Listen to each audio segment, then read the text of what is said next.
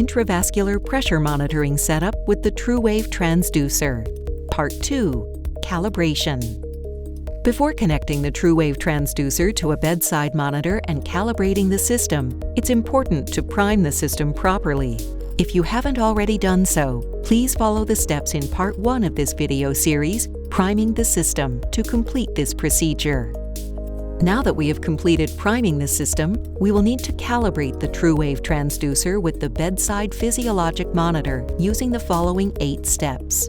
Step 1. Connect the appropriate TruWave reusable pressure cable to the proper port on the bedside monitor. Then, connect the opposite end of the reusable cable to the TruWave transducer's white connecting cable. Step 2. For intravascular pressure monitoring, level the transducer to the patient's phlebostatic axis, which can be found at the midpoint between the anterior and posterior chest wall at the 4th intercostal space. Note, it's important to maintain the level of the transducer with the phlebostatic axis at all times while monitoring to ensure accurate pressure readings. It is a best practice recommendation to use a carpenter's level when leveling the transducer. Step 3. The TruWave transducer must be zeroed to remove the effects of atmospheric pressure. Open the stopcock above the transducer to atmospheric air by turning the stopcock toward the patient's pressure tubing and away from the TruWave transducer. Then remove the non-vented cap. Perform this maneuver while maintaining sterility of the cap and stopcock port. Step 4. Select the zero function on the bedside monitor and confirm that the monitor's pressure channel waveform and numeric value display 0. Check monitor calibration using the procedure recommended by the monitor manufacturer. Step 5.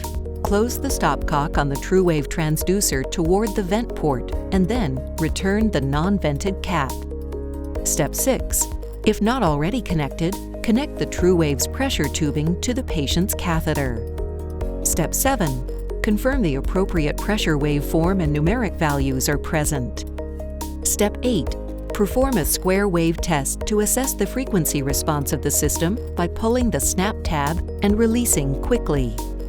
Please be advised that poor dynamic response can be caused by air bubbles, clotting, excessive lengths of tubing, excessively compliant pressure tubing, small bore tubing, loose connections, or leaks.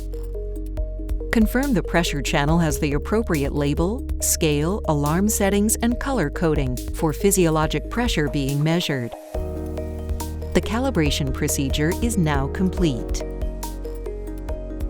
The TruWave disposable pressure transducer is designed with the clinician in mind, from its ergonomic profile that fits in the palm of your hand to its cable connector that attaches and disconnects easily. TruWave disposable pressure transducers can also be paired with a VAMP Plus kit or a VAMP kit.